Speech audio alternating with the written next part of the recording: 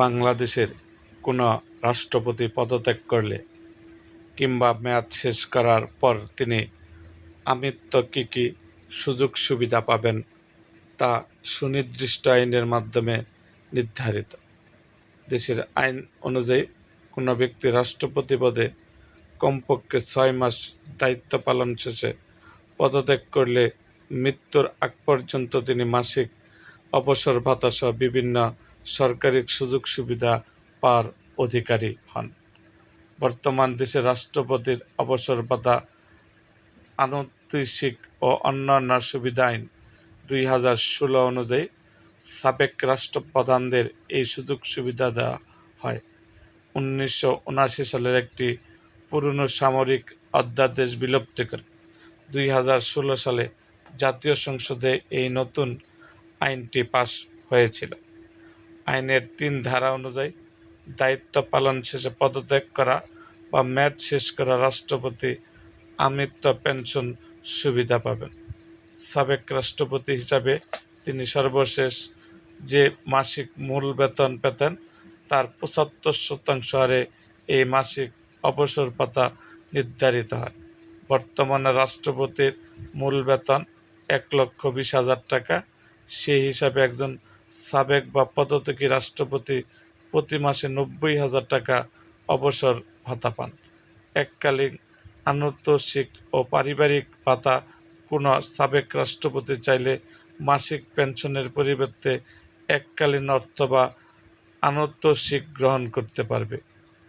আইন অনুযায়ী তিনি যত বছর রাষ্ট্রপতি পদে প্রতিষ্ঠিত ছিলেন তার 1 বছর অবসর ভাতার তত গুণ অর্থ এককালীন পাবেন। এছাড়া অবসর ভাতা গ্রহণকালীন কোনো সাবেক রাষ্ট্রপতি মারা গেলে তার স্ত্রী বা স্বামী বিশেষ পারিবারিক ভাতা পাবেন।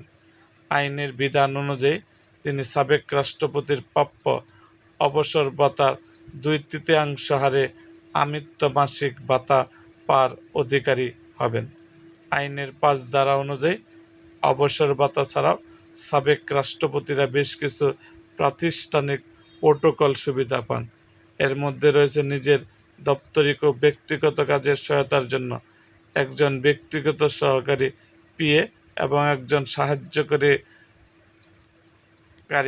এছাড়া সাবেক রাষ্ট্রপ্রধানরা একজন দায়িত্বরত ক্যাবিনেট মন্ত্রীর সমপরিমাণ সরকারি চিকিৎসা সুবিধা আমৃত্য পেয়ে যাবেন। সাবেক রাষ্ট্রপতিদের জন্য সরকারি খরচে সার্বক্ষণিক আবাসিক টেলিফোন সংযোগ দেওয়া হয়।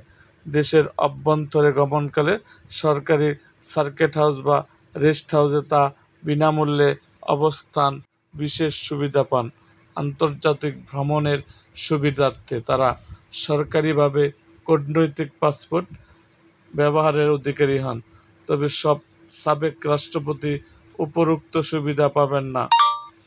আইনের 6 নম্বর ধারার কিছু কঠোর শর্ত আরোপ করা হয়েছে। সংবিধানের 52 অনুচ্ছেদ অনুযায়ী যদি কোনো রাষ্ট্রপতিকে অভিশংসনের ইমপিচমেন্ট মাধ্যমে পদ থেকে অপসারণ করা হয় তবে তিনি কোনো সুবিধা পাবেন না। এছাড়া উচ্চ আদালত কর্তৃক অসাংবিধানিক উপায়ে ক্ষমতা দখলকারী হিসাবে ঘোষিত ব্যক্তি অথবা নৈতিক সংকলজনিত কোনো অপরাধ আদালতের রায়ে দণ্ডিত সাবেক রাষ্ট্রপতিরা এই আইনের আওতাধীন কোনো সুবিধা পাওয়ার যোগ্য হবে না। এরকম আরও ভিডিও পেতে এবং রাজনৈতিক অঙ্গনের নানা ঘটনা ও ইতিহাস জানতে আমাদের মুক্তাগাছার ইতিহাস মিডিয়া ইউটিউব চ্যানেলটিকে সাবস্ক্রাইব করুন এবং পাশে থাকা বেল আইকনটি বাজিয়ে দিন।